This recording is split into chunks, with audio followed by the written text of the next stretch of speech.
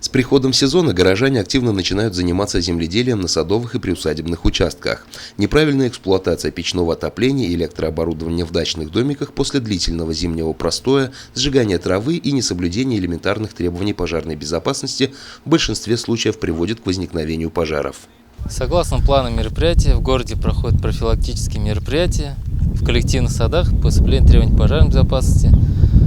Информируется население, садоводы, также председатели садов вручаются памятки о мерах пожарной безопасности, какие меры предпринимались в дальнейшем и предупреждение.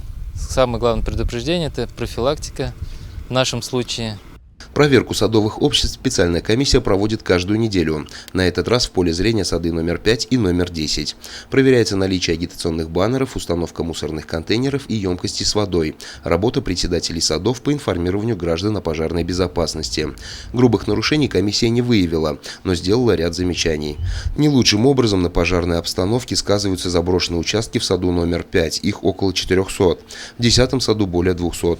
Неубранный сухостой может стать причиной пожара при жаркой погоде. Сотрудники пожарной службы призывают граждан соблюдать технику безопасности. Ну а если пожар все-таки случился, придерживаться конкретного алгоритма действий. В первую очередь это сообщить по номеру 01 либо 112 в пожарную охрану и принять меры, посильные меры по тушению пожара.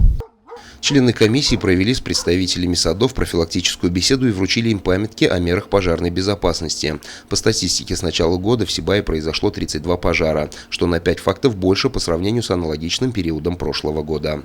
Давид Фадеев, Альмирай Шкуватва, Али Кадыров, Гульгина Раскильдина, телекомпания СТВ.